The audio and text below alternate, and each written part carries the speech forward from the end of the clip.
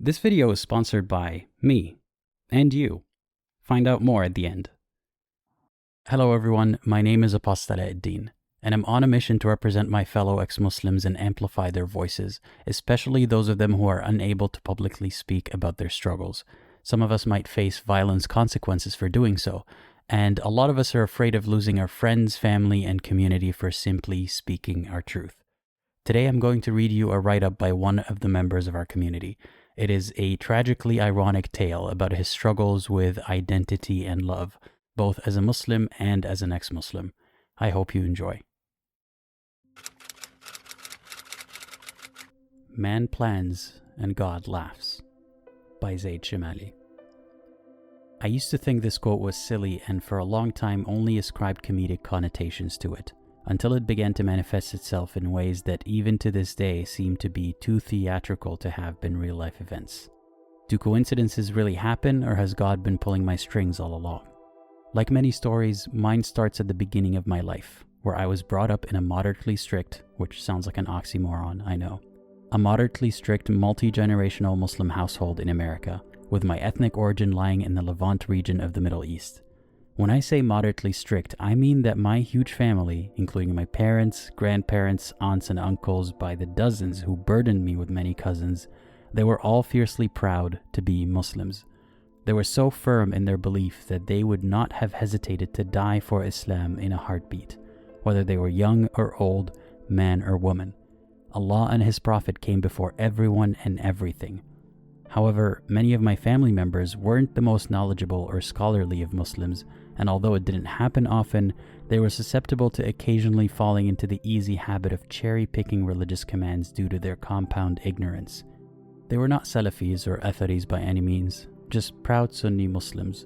Despite all this, I was forced to pray from the age of 4 and fast from the age of 6. In my parents' eyes, nothing mattered more than following the 5 pillars of Islam, and the younger I was taught this, the better. For the sake of brevity, even though I'm way past that point, I'll try, but fail, to condense my formative years into a brief summary. I'll skip the unbelievably confusing identity crisis I struggled with growing up in the West as a first-generation Muslim American, and will instead say that between the ages of 4 and 18, I knew myself as a moderate Sunni Muslim who believed that as long as I strived to fulfill the 5 pillars of Islam and firmly believed in the 6 articles of Iman, I would be guaranteed a spot in Jannah.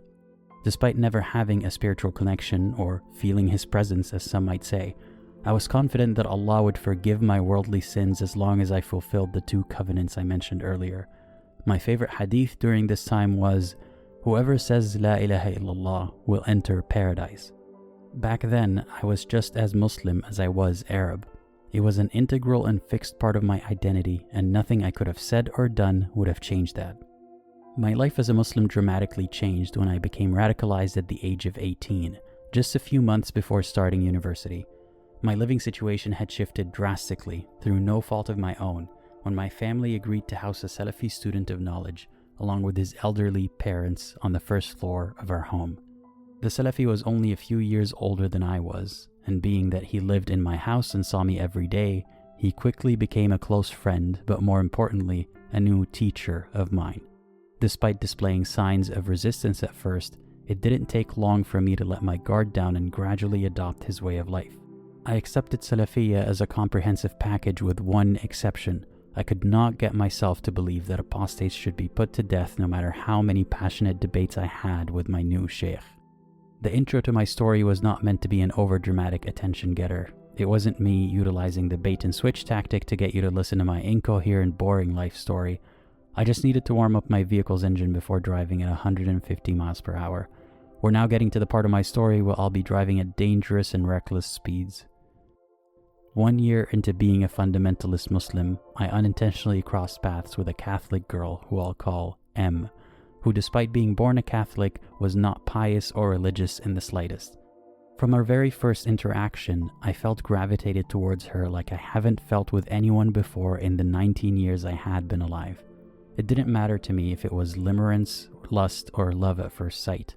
All I knew was that for the first time in my life, I desperately wanted someone as a romantic partner, but I knew in my heart of hearts that I could never have her. Was this God cursing me? Protecting me? testing me? How could I ever know?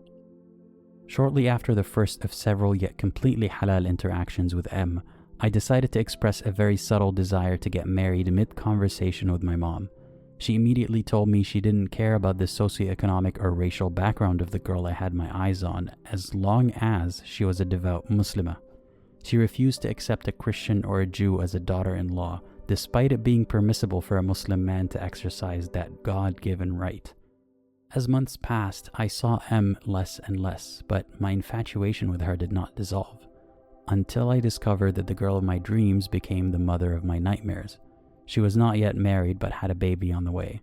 Another one bites the dust. Or would this have been the first one to bite the dust? Regardless, back to square one I go. I remained a devout Salafi for a year and a half until the age of 20, where cracks in my faith began to overwhelm my conscious mind, causing my list of unresolvable doubts to grow rapidly. My journey out of Islam is a complicated and confusing story, so I'll save that for another time. All I'll say now is that I teetered in and out of the faith until the age of 22. After 2 years of mental anguish, a flickering light bulb randomly illuminated my mind, and I felt like a worker ant who miraculously escaped his colony and was observing the anthill from the outside. I didn't know if there was a God, but I was no longer doubtful of the veracity of Muhammad's prophethood. I was convinced to my core that Muhammad was merely a man, no different than I was, and there was no valid reason to accept that he was truly the chosen prophet of God. Islam was false. For over 2 decades, I was sold a lie. I panicked, and I panicked some more. Many rash decisions were made during this period of my life. Some I regret, and some I don't. When the dust finally settled, I embraced the title of cultural, non-practicing Muslim and still hoped to be cordial with religious Muslims, as I held no enmity in my heart for the members of the Ummah. It is horrible to admit this, but I realized that if I found someone unattractive, I wouldn't dare admit it to their face, but I could still become good friends with them. So by that logic, I could find the religion unattractive and still be close friends with Muslims, right? With that said, it shouldn't come as a surprise that my new strategy quickly reached a point I could not manage. What happened next, I was not prepared for.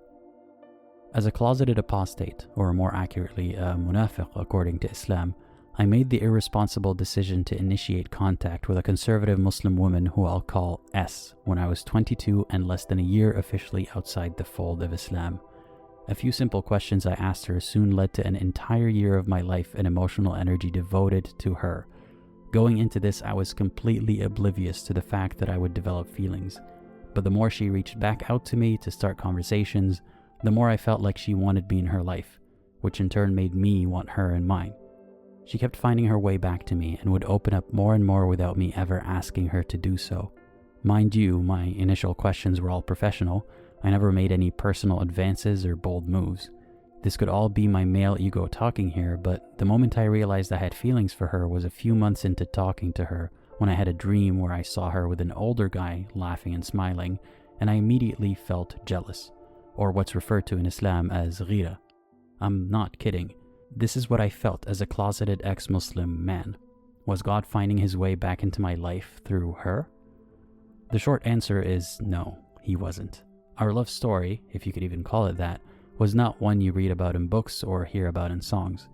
After an entire year of meaningful conversations, sleepless nights filled with laughter and tears, I decided that it was finally the right time to express my strong romantic interest in her, and she never spoke to me again. Ghosted by the Muslim girl. Classic. Reducing my story to a mere coincidence where I just happened to find the right person at the wrong time feels overly simplistic and rudimentary, but maybe I'm just an overthinker who ascribes meaning to arbitrary situations. The way I see it, when I should have been searching for a devout Muslim niqabi wife as a Salafi, God decided to send me a tattooed non-religious girl who I could only be with in my fantasies.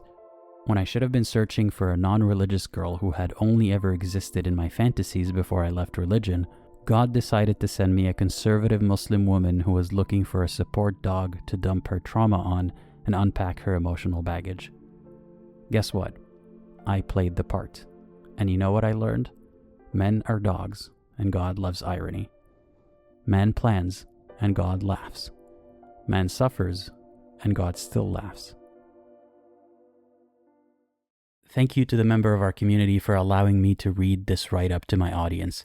He mentioned that writing this has given him some sort of closure, which seems to be a recurring theme with these write-ups. As I did last time, I urge you to try this out yourself.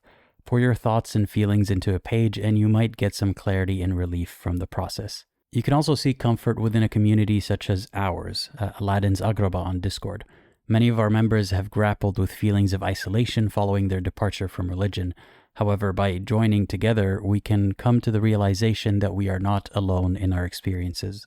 This platform serves as a space where we can openly discuss the challenges we encounter, like the conflict we face within our families, or how we navigate personal relationships. We also engage in a lot of fun activities, some related to the channel and many completely unrelated, allowing you to choose your level of involvement in the community. Whether you choose to share your thoughts or simply listen, it is a secure environment for you to embrace your identity as an ex-Muslim without reservation, surrounded by individuals who can empathize with your journey. If you would like to become a member of our Discord server, it's easy. Just support the channel by becoming a patron or YouTube member and link your Discord account, like many of these lovely folks have done. I want to thank you all for your help and your contribution to our community. I cannot do this without you. Give this video a like to amplify its reach, and consider watching one of these videos next. And as always, think critically and think for yourself.